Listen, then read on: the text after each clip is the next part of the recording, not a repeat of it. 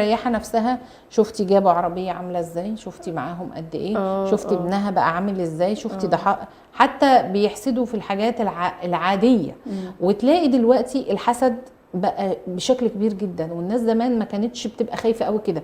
الناس دلوقتي بقت تستعينوا على قضاء حوائجكم بالكتمان. لا كله بيحسد كله دلوقتي، كله خايف من كله، كله خايف من كله، وكله معلق شماعه الحسد دي ان هي بيحصل لها كل حاجه. الحسد موجود وانتشر بكثره لا ننكرها، يعني فعلا الناس بقت بتحسد لان بقى الاحتياج لابسط الامور مش موجود.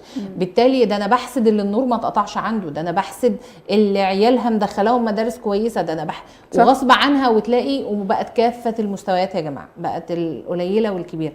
غير ان فكره المبالغه، عشان المبالغه على السوشيال. يعني انا لسه طالع امبارح من كام يوم، امبارح او اوله فيديو لواحده صاحبه براند كبيره، وطريقه عرض اللي هو كان يعني بيشتغل